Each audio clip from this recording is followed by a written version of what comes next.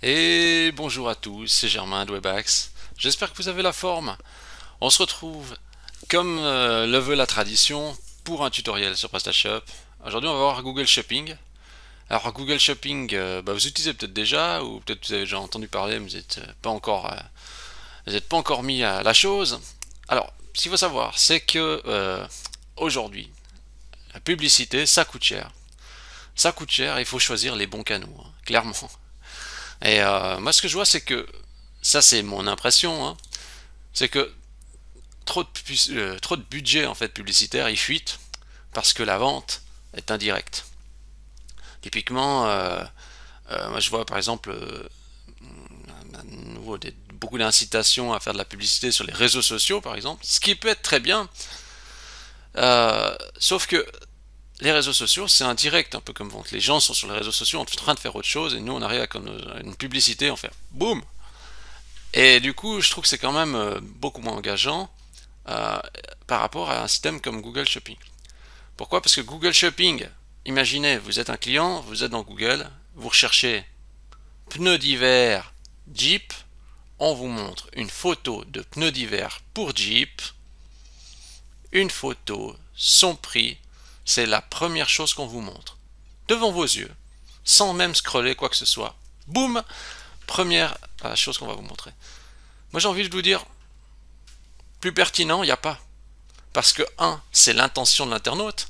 L'internaute veut un pneu d'hiver pour Jeep, il le veut maintenant, et vous lui montrez maintenant une photo de pneu d'hiver pour Jeep avec son prix.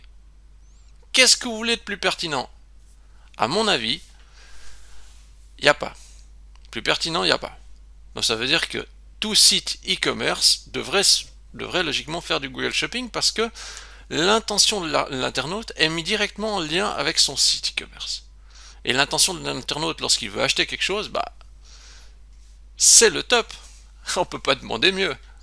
Euh, alors, justement, payer pour ce type de publicité, moi je trouve ça très bien pour Google Shopping. Alors, il faut expérimenter parce que ça dépend des secteurs. Dans certains secteurs, c'est plus intéressant que d'autres, mais ça vaut la peine d'essayer.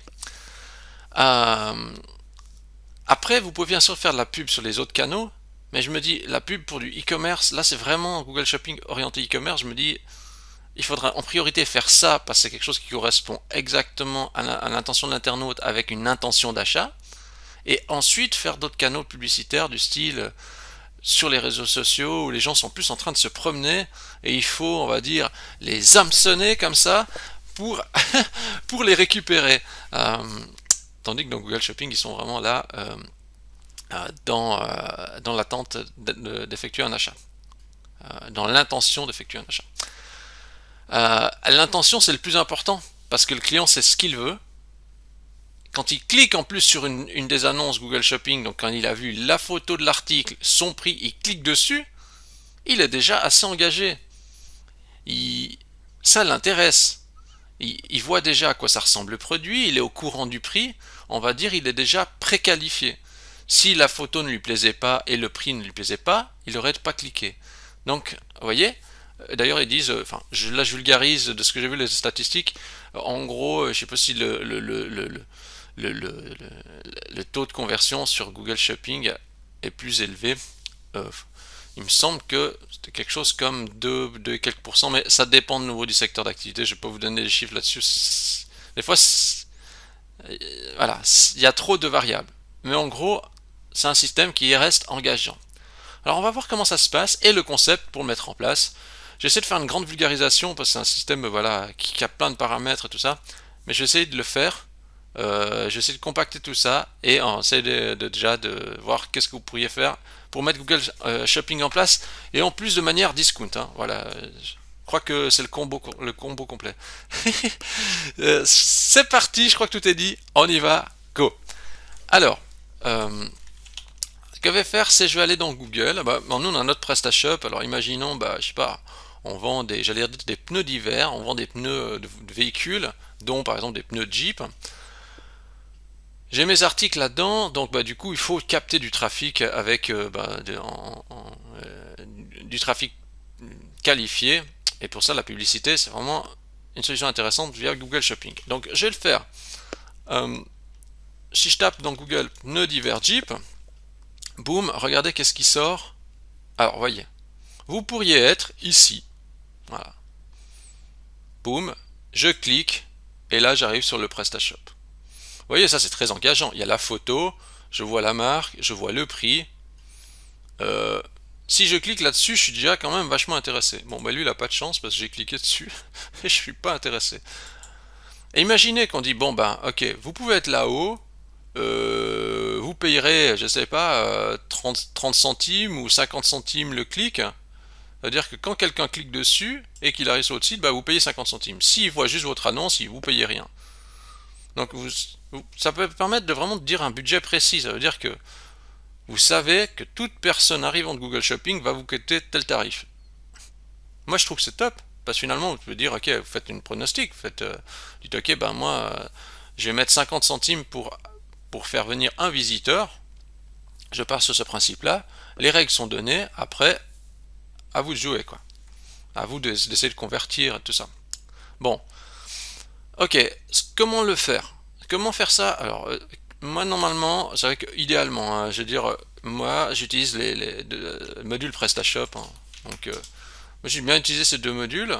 Il y a Google Merchant Center, Google Shopping. Alors, non, c'est pas de la publicité déguisée, tout ça, c'est juste que c'est les meilleurs modules, hein, Business Tech, qui font ça très bien. Donc, très bon module. Alors, vous allez me dire, ouais, mais le prix, j'ai envie de dire oui, mais c'est vrai, mais mettez ça sur une année. Ça fait pas 1 euro par jour. Et c'est votre outil marketing pour votre business.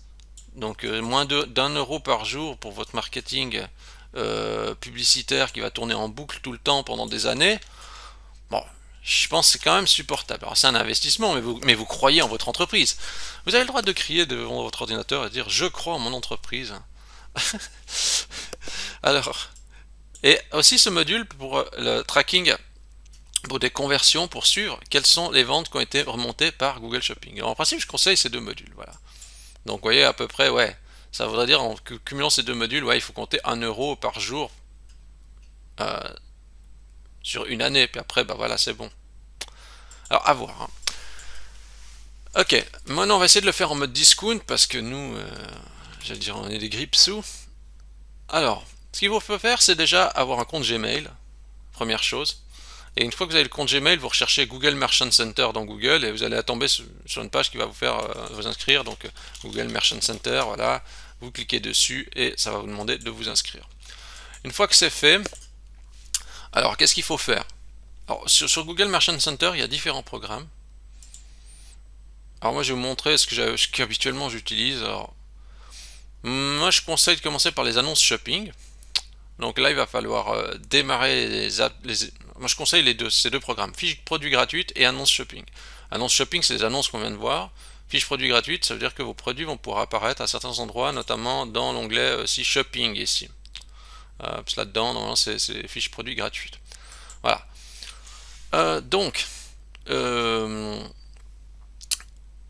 qu'il va falloir faire, c'est dans la partie produit, il va falloir créer un flux de données. Bah oui, parce qu'en fait, Google Merchant Center va récupérer le flux de vos produits. Alors là, vous avez deux méthodes. Alors, vous pouvez ajouter un produit unique. Imaginons que vous connaissez rien à la technique, c'est la galère, voilà. Peut-être que vous avez envie de dire je saisis directement manuellement mes produits. Alors c'est pas le but, mais quand on n'a pas trop les moyens, ou quand on est en mode système D, ben on peut faire ça. Il y a un système plus intéressant, euh, importer plusieurs produits, voir toutes les méthodes. Donc je vais prendre ça, qui est vraiment, qui est vraiment cool. Vous prenez, voilà, bah, moi je prends Suisse, français, ok. Et là il dit bon bah voilà, donnez le nom de votre flux, etc. Et alors si vous avez plusieurs langues, bah, vous faites plusieurs flux, hein, voilà. Moi je fais un flux français. Et là vous mettez par exemple flux FR, voilà. Alors bon, moi je vais le faire sur mon shop, mais bon c'est pas, je veux dire vraiment un exemple, parce que moi j'ai plus des produits, voilà, des modules, donc voilà. Mais imaginons que notre boutique c'est une boutique de pneus par exemple, hein. Et ici on peut faire, il y a un truc qui dit exploration du site web. Je prends ça. dans les 12 prochaines heures, Google va commencer à explorer votre site web et importer vos données de produits.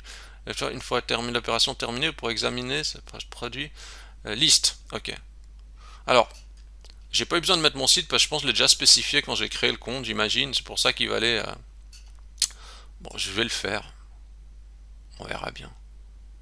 Je sais même pas où il a été. Je sais pas qu'est-ce qu'il a été exploré. J'imagine qu'il a été exploré mon site. Euh, alors, en fait, c'est ça. Donc, c'est intéressant parce que du coup, bah, le flux, le système va essayer de détecter directement les articles dans, sur votre shop. Comment il fait? En fait, il va aller sur une fiche produit, voilà, et il va essayer d'analyser le contenu, et il va trouver lui-même le prix et tout ça. Pour ça, il faut les données structurées. Donc, il faut que votre template, il ait les deux. J'allais dire, ouais, bah il y a des modules aussi pour ça. Ou sinon, bah, il faut que votre template supporte les données structurées. En principe, c'est le cas. Et des fois, il faut faire quelques ajustements, mais en gros, voilà. Donc vous pouvez essayer déjà cette méthode, hein, pour voir si l'injection des produits arrive à se faire. Moi je suis arrivé des fois dans certains comptes, j'ai dit mais comment ça se fait qu'il y a des produits dedans? En fait, bah, il y avait une détection automatique. Donc voilà, concept intéressant.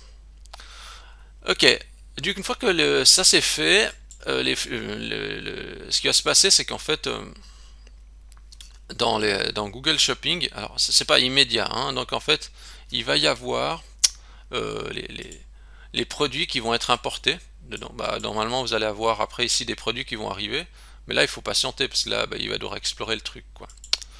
Alors, je sais pas dans quelle mesure et quelle vitesse il le fait, mais voilà, ça il va falloir patienter.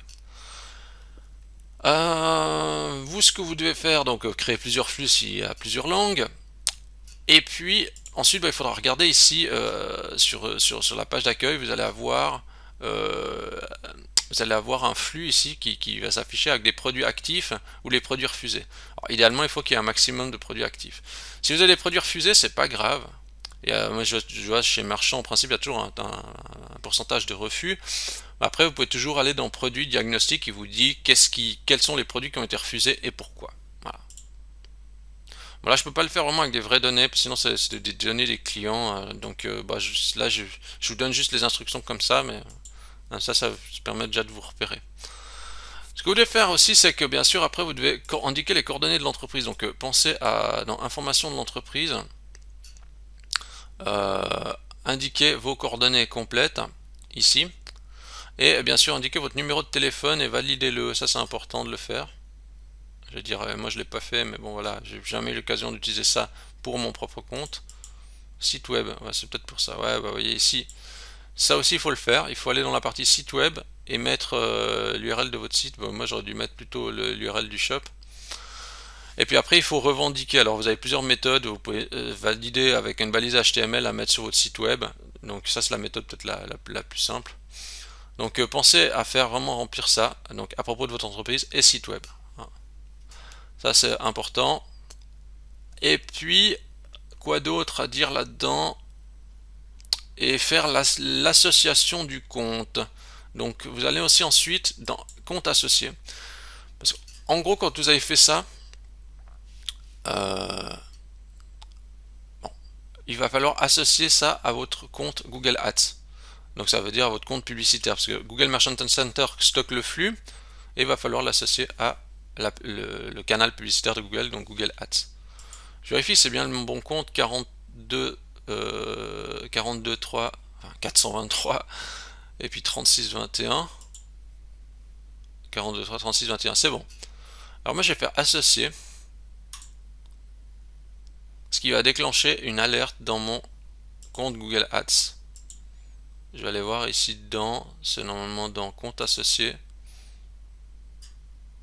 Et il dit normalement, voilà. Dans compte associé Google Merchant Center, il demande d'approuver.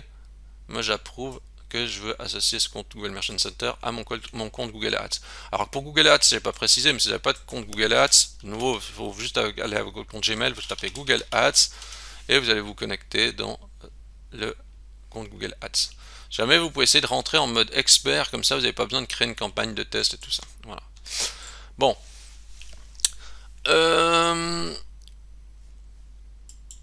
Ok, ce que j'ai oublié de dire en fait dans Google Merchant Center, c'est qu'une fois que il a trouvé les flux, etc., il a trouvé les produits, il faudra faire donc dans la croissance, gérer les programmes, il faudra cliquer sur les programmes que vous voulez faire. Alors je conseille de commencer par ça, puis après peut-être de faire la fiche produit gratuite. Donc une fois que le flux est détecté, vous allez dans Annonce Shopping, vous cliquez là-dessus et vous configurez les différentes valeurs. Voilà. Vous faites ça et en fait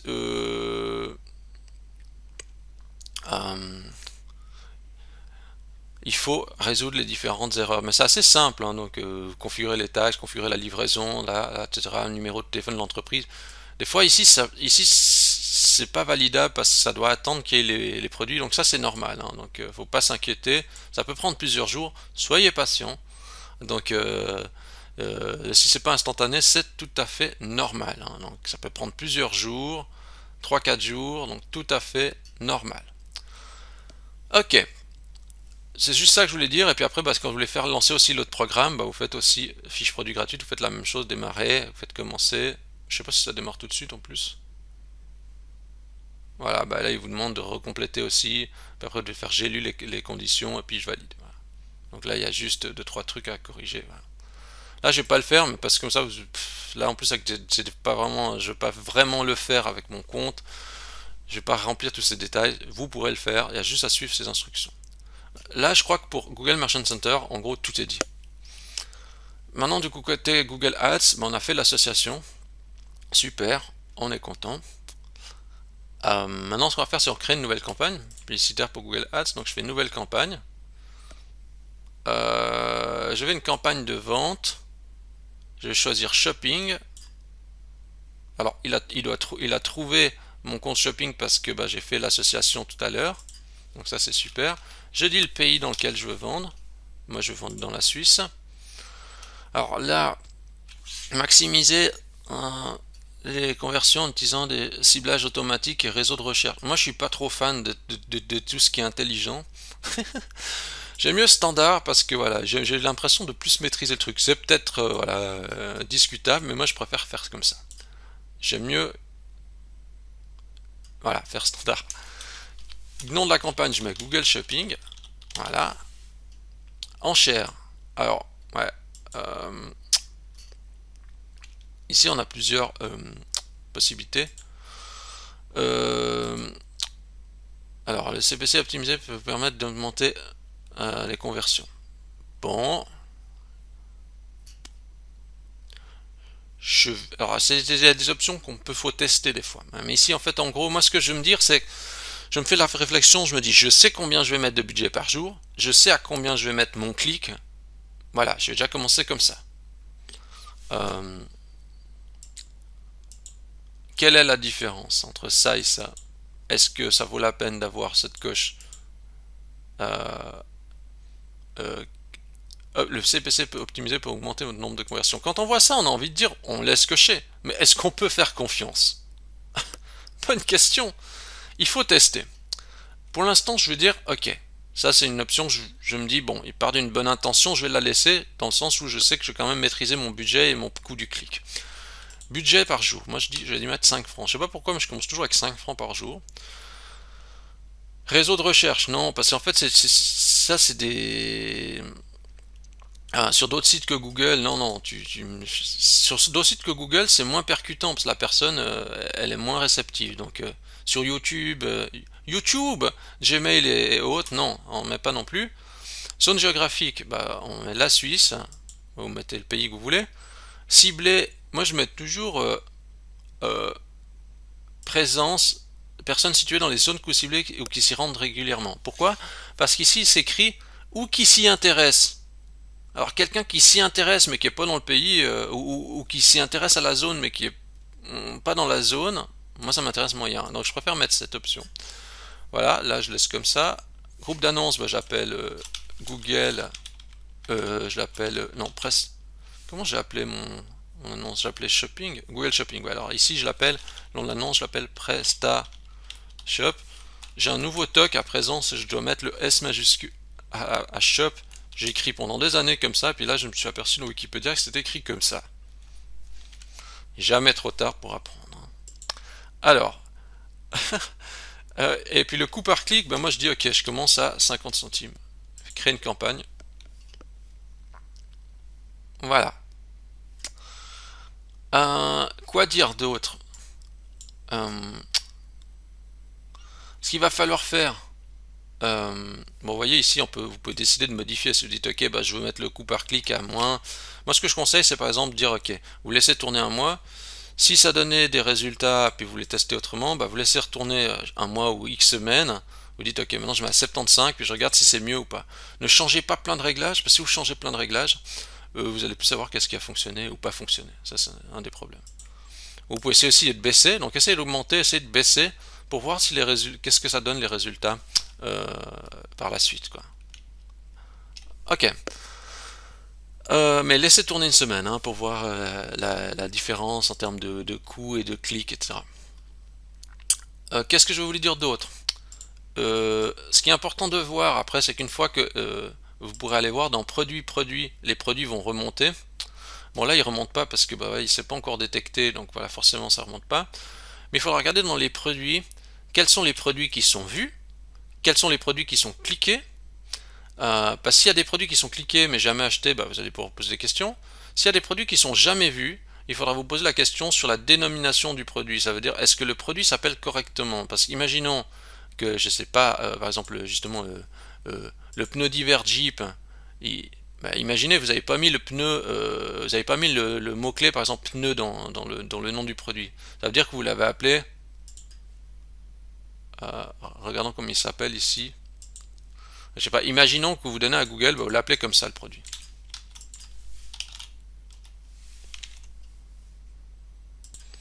Imaginez que vous l'appelez comme ça,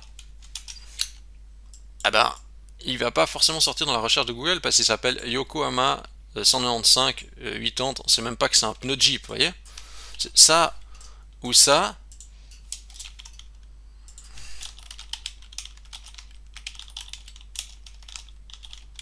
C'est pour ça qu'en fait c'est important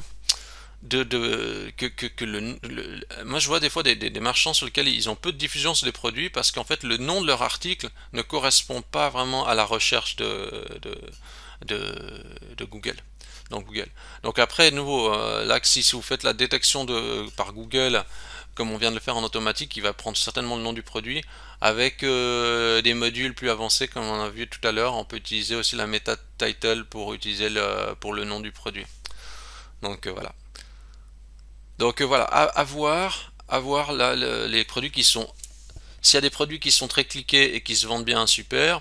Ça vous permet aussi de faire une sélection, de dire ok, ça vous permet de faire un bilan en fait dans les produits pour voir quels sont les produits qui sont vus, quels sont ceux qui sont pas vus, et quand ils sont pas vus, se demander pourquoi, est-ce que le nom il est explicite ou pas. Typiquement quand ils sont pas vus.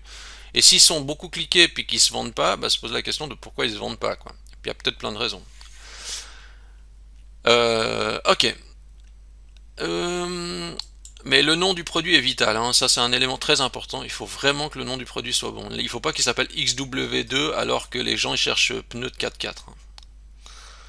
Alors, ah oui, bien je n'ai pas précisé, mais il faudra penser aussi à faire afficher la colonne conversion euh, dans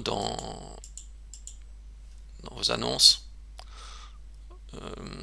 J'allais dire, elle est où la colonne? Ah mais oui, mais là ici. Vous allez dans colonne, vous cliquez sur conversion, puis vous faites afficher conversion, coût de conversion, valeur de conversion.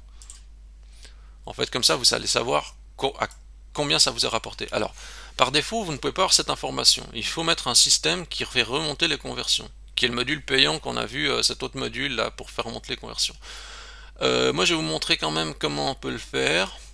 Alors, j'ai bricolé un truc. Donc on va dire au niveau de la campagne, là on est plus ou moins prêt, il n'y a plus qu'à attendre, hein. Ici moi je vais mettre en pause, je veux pas que ce genre de truc commence à se déclencher.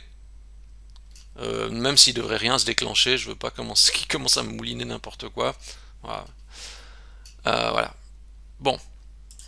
Je vais dans outils paramètres conversion. Je vais créer une nouvelle conversion. Donc je vais faire ajouter une conversion. C'est pour suivre les ventes en fait. Pour que je sache combien j'ai vendu. Donc je fais site web. Je mets achat. Type de conversion, bah, je vais mettre vente. PrestaShop. Avec un S majuscule. Alors je vais mettre utiliser des valeurs différentes pour chaque conversion pour que ça me fasse remonter le montant de chaque commande. En même temps que j'ai dit ça, je me suis quand même posé des questions sur si ce que j'avais fait était pertinent. Alors je vais vous donner le code, il faudra expérimenter. Hein. J'ai pas testé, parce que j'ai pensé que j'utilise module. Là j'ai fait une intégration manuelle, mais je vais quand même vous donner ça. Alors, si vous utilisez la même valeur pour chaque conversion, vous pourrez au moins savoir qu'est-ce qui a rapporté une vente. Mais on va utiliser des valeurs différentes par conversion, puis on va choisir une valeur par défaut, ben on va mettre 1 franc suisse. Ok. Nombre de conversions toutes. Ok. Période de suivi 30 jours. Ben, je vais mettre aussi 30 jours là. Inclure dans les conversions. Modèle d'attribution, dernier clic. Je laisse comme ça. Vous avez créé une action de conversion. Maintenant, ajouter un site web. Ok. Afficher le. Alors, le global tag n'est pas installé sur toute page HTML. Bah ouais, parce qu'il n'est pas installé. Ok. Voilà. En gros, maintenant, j'ai deux codes. J'ai ça et ça que je vais mettre sur ma page de confirmation de commande. En fait, le fait de mettre ça et ça sur la page de confirmation de commande, ça va permettre de me dire à Google, hop, il y a eu une vente effectuée. En gros, si je touche rien et que je laisse en l'état comme ça voudrait dire que dans la colonne conversion, imaginons par exemple, je vends, je fais 3 ventes. Je fais 3 ventes et puis ça fait, je sais pas, je dis 520 francs ou je sais pas, voilà, ou X en 520 euros, voilà. En fait, ici dans la conversion, ça va remonter 3 dans la colonne. Parce que bah voilà, ici il n'y a rien de configuré, donc ça veut dire que ça va juste indiquer une valeur de 1 pour chaque transaction. Donc ça permettrait déjà de savoir quel élément a fait une vente ou pas.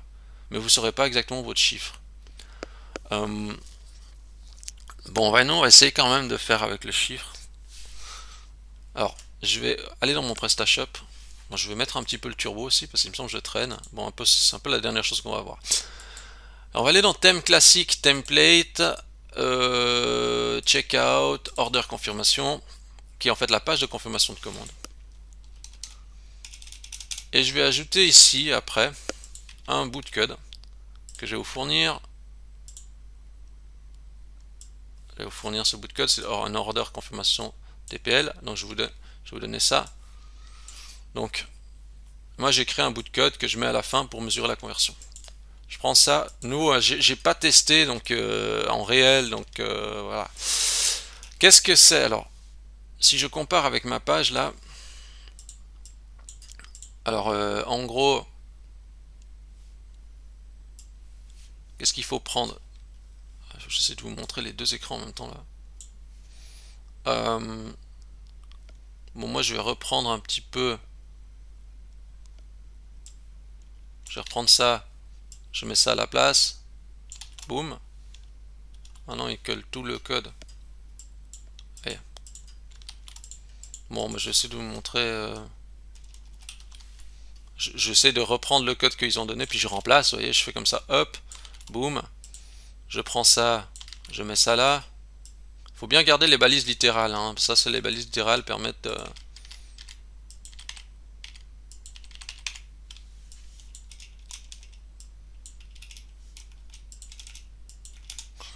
Là, je vous montre le principe. Hein. Donc, comme ça. Donc, j'ai recopié les codes. Donc, ça, jusque-là, on est bon. Donc, ça veut dire que j'ai recopié ce code-là en mettant mes propres valeurs. Et puis, en bas ici, pour le suivi, je prends. Je vais reprendre ça. Je vais mettre ici. Et puis, en gros, je vais prendre En gros, vous allez devoir changer juste ce truc. C'est tout. Le reste, en fait, vous n'avez pas besoin de changer. Pourquoi? Parce qu'en fait, si vous voulez, ce bout de code, qu'est-ce qu'il fait?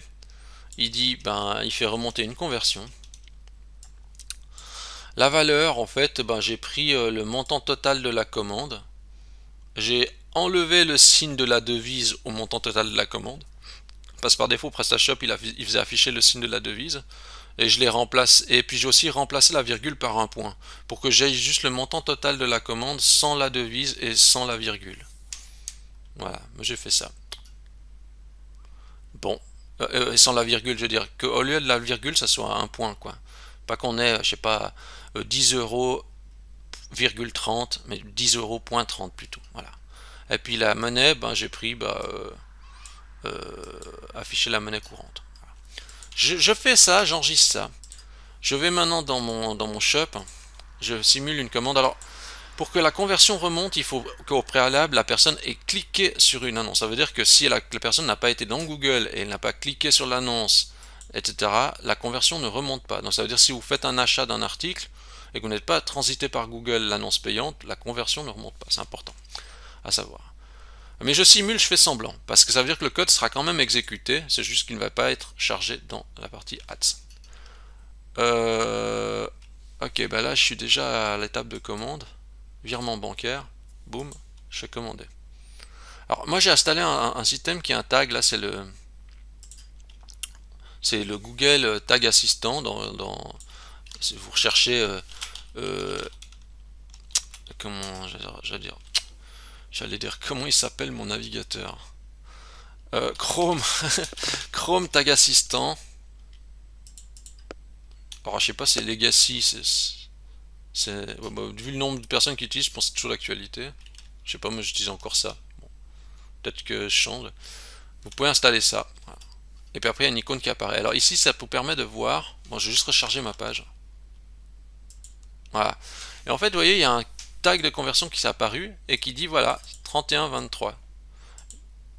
Alors je vous montre juste un truc quand même pour que vous puissiez comprendre. Regardez en fait cette ligne, ça c'est la ligne sans faire de changement, le total value. Je vais juste le mettre ici, regardez.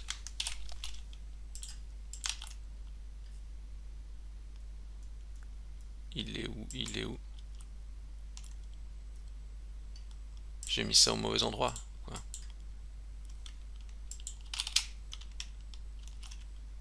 Est-ce que... Ah voilà, mais il était en bas là. Vous voyez, ça c'est le montant. Vous voyez, normalement c'est le montant de la valeur totale, il est retourné comme ça. Mais Google Ads, il veut pas ça. C'est pour ça que j'ai dû shooter la virgule, mettre un point à la place et enlever le signe CHF. C'est ce que fait tout ce, j'allais dire, tout ce beans ici. Voilà. Si on regarde dans notre code source de page, je vais appuyer sur la touche F12 de mon clavier, je vais aller voir dans éléments, je vais rechercher dans le code source, je vais chercher conversion. Vous voyez, dans le code source de la page, c'est bien appelé l'élément donc pour la conversion, avec la valeur de la commande, la monnaie, voilà, et la transaction ID, j'ai rien mis. Bon, je sais pas si ça a un impact, je pense pas. Ça n'avait pas l'air d'être obligatoire parce qu'il n'est pas défini. Peut-être qu'il faudrait mettre la référence de la commande, peut-être ça pourrait aider. Bon, là je vais pas m'attarder plus que tant que ça dessus, voilà. Mais on pourrait rajouter une autre variable encore là qui serait peut-être la commande. Et donc du coup, si le travail est bien fait, logiquement ça devrait pouvoir. Alors après je fais suivant, ok, je dis ok, j'ai mon tag de conversion. Et une fois qu'il y aura une conversion, il va. J'ai pas fait le test. Tac tac tac. 1, 1, 1. Ok, j'ai. Lorsque vous avez terminé, hein. Bon, j'ai pas fait. Là, je vais pas refaire la boucle pour tester tout ça. Mais je pense que vous avez compris le principe. Et donc du coup, en fait, logiquement, on devrait avoir la conversion qui remonte ici. Voilà. Je crois que tout est dit. Et pour la partie Google Ads, vous allez dire oui, mais moi je fais du Google Ads normal, tout ça c'est vachement bien. Vous avez raison. En fait, ce que vous pouvez faire, c'est qu'avec le Google Ads classique, c'est plutôt intéressant, c'est de faire sur la partie service, du style euh,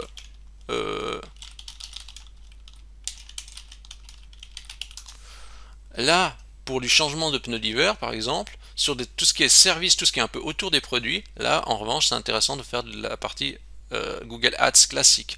Donc, je vous conseille de continuer à faire du Google Ads classique si vous en faites encore, mais plutôt sur la partie service, donc autour des produits. Tout ce qui est des produits, vous laissez ça à Google Shopping, et tout ce qui est autour des produits, services, complémentaires et tout ça, bah vous faites du Google Ads.